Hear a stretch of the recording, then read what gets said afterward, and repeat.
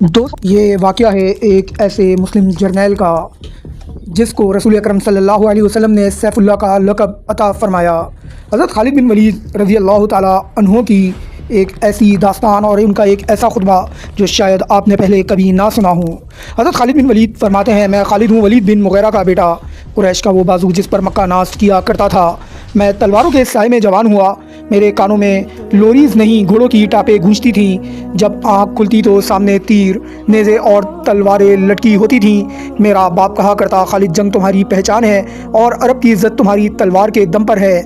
मैंने जंग को फ़न बनाया और मौत को महबूब जाना। मैं 19 बरस तक कुफ्र की हालत में रहा, लेकिन मेरे रब ने मुझे ज़िंदा रखा क्योंकि मैं इस्लाम लाकर कैसर व किसरा के ऐवान हिलाने वाला था। मुझे आज भी ग़ज़वा उहद याद है। वो दिन मेरी ज़िंदगी का सबसे बड़ा बोझ और पछतावा है।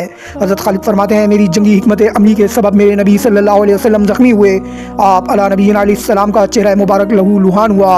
इस वक्त हुज़ूर पाक सल्लल्लाहु अलैहि वसल्लम के लबों से वो जुमला निकला जिसने आसमान और ज़मीन को हिला कर रख दिया। आपने फरमाया, अल्लाह ऐसी कौम को कैसे हिदायत देगा जिसने अपने नबी का चेहरा खून से रंग दिया। फिर देखो रब की रहमत, अल्लाह रब्बुल इज़्ज़त ने सूरह आले इमरान की आयत नंबर 128 नाजिल फरमाई और अल्लाह रब्बुल इज़्ज़त ने फरमाया, ए नबी आपको इस मामले में कोई इख्तियार नहीं।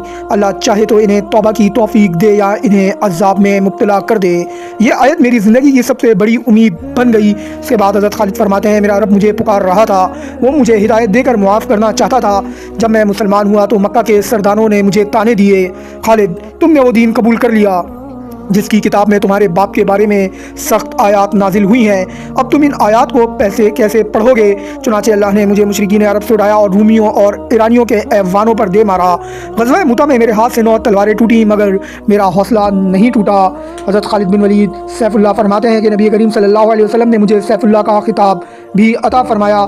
दमस्कस, यरमूक और हम्स की ज़मीन गवाह है कि मैंने कभी पीठ नहीं दिखाई। जब खलीफा दो हज़रत उमर बिन फ़ारूक रज़ी अल्लाह ताला अन्हु ने मुझे माज़ूल किया तो लोगों ने समझा खालिद बगावत करेगा, मगर मैंने कहा मैं उमर के लिए नहीं, उमर के रब के लिए लड़ता हूँ।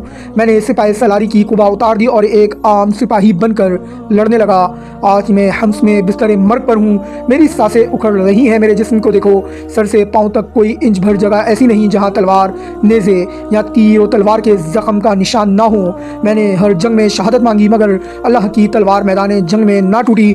आज मैं अपने बिस्तर पर मौत का इंतज़ार कर रहा हूँ, लेकिन मेरी रूह मुतमईन है। खालिद अपने महबूब आका सल्लल्लाहु अलैहि वसल्लम से मिलने जा रहा है। मैंने ग़ज़वा उहद का दाग धो दिया।